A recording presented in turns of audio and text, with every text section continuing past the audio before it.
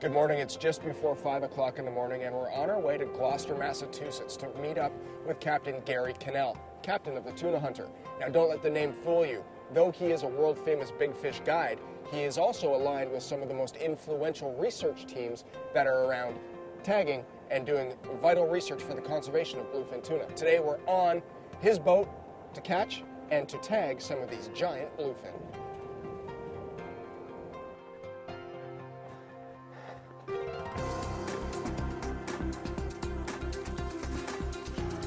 Morning. Good morning, Tim. How are you? Good. Great.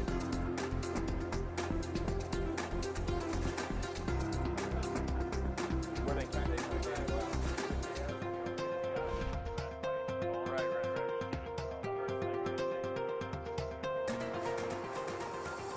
I started off doing it commercially, catching them and selling them. And then as the fishery declined and the money went down, the Japanese economy went down, the price started going down. So I decided to do more chartering than commercial fishing. I definitely see a decline in the fish. You know, I think they're really wiping them out over in the Mediterranean. They have just tons of trawlers over there that are scooping up everything and not going by laws, and they're not paying attention to quota, and they're wiping out our fish. Oh yeah, he's very dedicated to trying to help, you know, preserve the species and get more information just on anything he can do to help with the research. He definitely does. He goes above and beyond sometimes. I'm just afraid that the fish have such a high price on their head that people are just going to keep on catching them. Even if it's illegal to catch them, the black market will catch them. The only way to regulate it is for the Chinese and the Japanese who buy the majority of the sushi and bluefin tuna. They have to step in and try to do something. Well, we're facing right now a huge crisis as far as bluefin tuna in the Atlantic.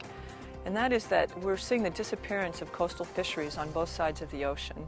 Mediterranean countries are exceeding what we call their total allowable catch. They're also fishing on juvenile fish that have never had the chance to spawn. And the problem is that the assumption has been that there are two separate stocks in the Atlantic for bluefin. An eastern stock that stays in the Med, for the most part, and a western Atlantic stock that's found on our side of the ocean. But for years, it's been fairly well acknowledged that bluefin don't obey these boundaries, and that they're fully capable of crossing the Atlantic and mixing at as young as 1 or 2 years of age. Well, Molly's one of the people that really care. You know, a lot of people have jobs and job's a job, but Molly is someone that really cares about what she does in her work. What has been a great resource for us is that fishermen like Gary are stepping up and offering us boat time, offering to tag fish for us, those kinds of things. That is extremely important for our program. It's great to catch fish from other countries. You know, just recently one of the guys caught a fish from Spain. It was tagged over there 3 years ago, and they caught it here. It was a 4-year-old fish. And we're trying to find out where the fish breed. It's probably better they don't know where they breed. He's using our conventional tags. We're using Billfish Foundation tags. That's a tuna identifier. And once he tags the fish, he sends in a card to us that identifies the size of the fish, the angler, and the location. If that fish is ever recaptured, hopefully the angler that captures it will note the identifying tag. That information then will get sent back to an agency such as ourselves or the Billfish Foundation.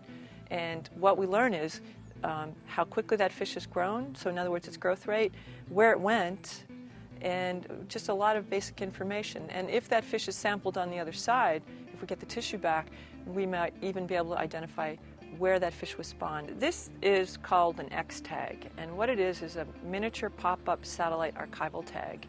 And it's really cool electronic data logger that for the first time ever gives us a way to get data back from the fish without having to catch the fish. And we ask this tag to remain on the fish for up to 12 months. We attach the fish on board on juveniles.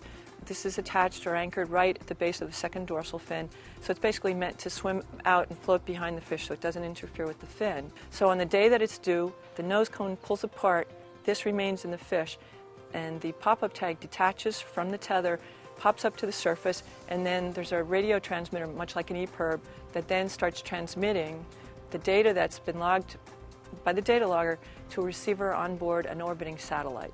So after about a month, after the tag is released, we get the full story on the migration path and the behavior of the fish. So it's quite spectacular. If we didn't have electronic tags, there would have been no way on Earth we could have identified that fish tagged at the same time, same size, would disperse throughout the Atlantic and come back to the same feeding area the next year. That's stunning. I think it'd be like the buffalo going away. It'd be a terrible disaster. You know, these fish are all over the country, all over the world.